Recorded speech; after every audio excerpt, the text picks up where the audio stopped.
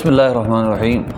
آج کل عید الاضحیٰ کے دن ہیں چونکہ تو بہت زیادہ سوشل میڈیا پر قربانی کے مسائل کے حوالے سے گفتگو چل رہی ہے، اور ان دنوں بالخصوص ایک مسئلہ جو زیادہ بحث ہے وہ گھوڑے کی قربانی ہے۔ یہ ایک نیا شوشہ ہے جو کہ ایک شخص نے چھوڑا ہے، جو کہ ان مسلمانوں کو ڈیوائڈ و تقسیم کرنے کی ایک سمجھ لے کہ نئی بات ہی ہے، جیسے ڈیوائڈ ہو گئے مسلمان۔ اور کوئی بھی ایسا ہمارے سلف میں نہیں گزرا کہ جو گھوڑے کی قربانی کو جائز سمجھتا ہو۔ یہ سمجھ لے کہ پہلا انسان ہوگا جو گھوڑے کی قربانی کو جائز سمجھتا ہے۔ دراصل بات سمجھنے کی یہ ہے، کسی چیز کا جواز اور شے ہے، اس کا حلال ہونا اور شے ہے، قربانی اور شے ہے۔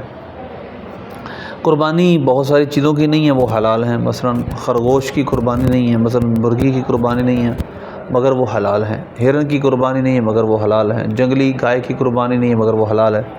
تو بے شمار اشیاء ایسی ہیں جن کی قربانی نہیں ہے مگر وہ حلال ہے۔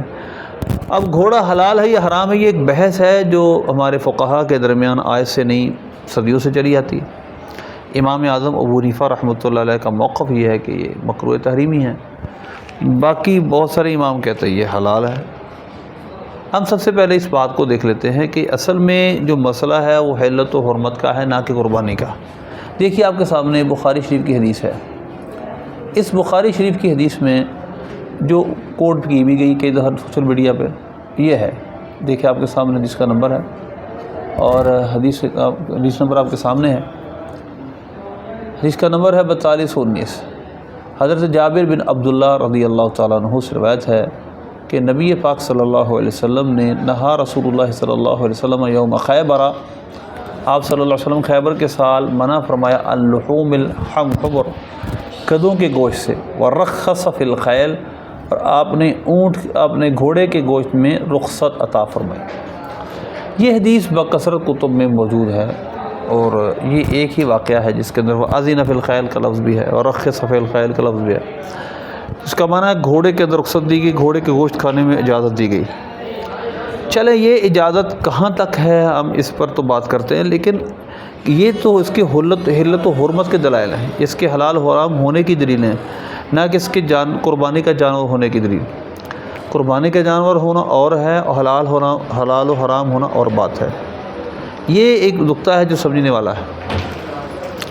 دراصل احناف کے نزدیک، امام اعظم رحمۃ اللہ علیہ کے نزدیک گھوڑا مکروہ تحریمی ہے، یہ اعلیٰ جہاد ہے، اس کو کھانے سے اعلیٰ تقریر جہاد ہوگا، جہاد کا اعلیٰ کم ہوگا، اس وجہ سے آپ اس کو مکروہ بتاتے ہیں۔ اور اس کے علاوہ آپ کے دلائل میں قرآن پاک کی آیات موجود ہیں، یہ خبر واحد ہے، اور قرآن پاک سے ان گھوڑوں کی حرمت کو وہ ثابت کرتے ہیں۔ مثلا سورہ نحل کے اندر ہے والخیل والبغال والحمیر لترکبوها وزینہ، کہ یہ کھچر، اسی طرح یہ گدھے اور خیل یعنی گھوڑے، یہ اس لیے ہے لترکبوها وزینہ کہ تم سواری کرو اور زینت اختیار کرو۔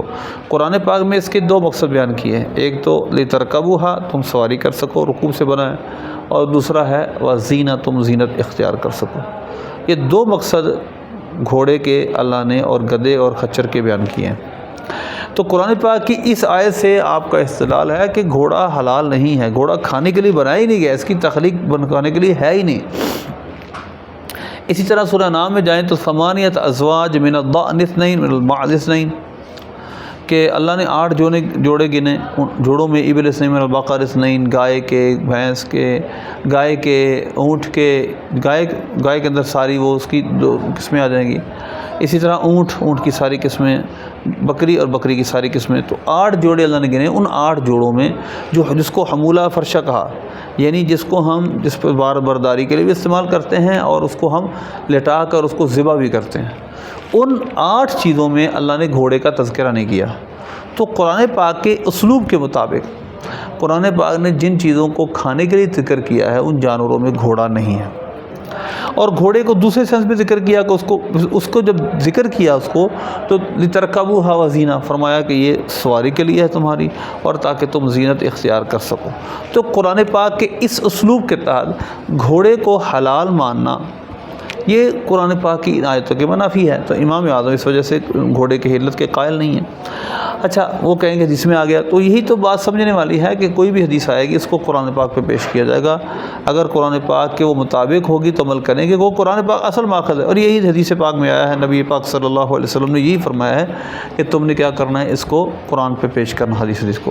پھر حضرت ایک ہی حدیث میں ہے، باقی حدیث میں تو لحوم گدے کا تذکرہ ہے، لیکن ایک صحابی نے اس کو آذن فی الخیل ورخص فی الخیل کا تذکرہ کیا ہے۔ تو خبر واحد سے گھوڑے کے کھانے کی حلت ثابت ہوتی ہے، رخصت ثابت ہوتی ہے، اور قرآن پاک کی آیت سے گھوڑے کے جو کھانے کا ثبوت نہیں ملتا قرآن پاک سے، لترکبوا حزینہ سے۔ اس لیے امام اعظم کا یہ موقف ہے، لیکن پھر بھی ہم کہتے ہیں اس میں علمی گنجائش موجود ہے۔ جو فقہا اجتہاد کرتے ہیں وہ گھوڑے کو حلال کرتے ہیں، اگرچہ ابو نسائی شریف وغیرہ میں حدیث ہے کہ نبی پاک صلی اللہ علیہ وسلم نے گھوڑے کا گوشت کھانے سے منع کیا، لیکن اس کی سندیں ضعیف ہیں۔ چلو ہم اس پھر بھی مان کے چلتے ہیں کہ اس کی سند ضعیف ہے، لیکن قرآن پاک سے بھی اس کی تائید موجود ہے۔ تو لہٰذا اس لیے یہ ایک علمی مسئلہ صرف کھانے پینے کی حد تک تھا، لیکن قربانی ایک مخصوص جانور کی ہوتی ہے، اس کے اندر مخصوص شرائط ہوتی ہے۔ ایک مولوی صاحب نے اٹھ کے قربانی کے لیے اونٹ کو بھی ساتھ کر دیا، تو خدا کا خوف کریں اور علم کے ساتھ اتنی بڑی خیانت مت کریں، اور وسائل کے ساتھ اس طرح مت کھیلیں کہ پہلے ہی سیکولر ہمارے خلاف ہیں، پہلے ہی سارا لادینی طبقہ ہمارے خلاف سر پہ چڑھ چڑھ کر بول رہا ہے، نئی نئی تشریحات لا رہے ہیں سامنے۔ تو اب اگر آپ ان تشریحات کو جو مقدمین کے نزدیک مسلمہ ہیں ان کو بدلیں گے تو اس امت کی تباہی کے باعث آپ بھی بنیں گے۔ اللہ ہمیں عمل کی توفیق عطا فرمائے۔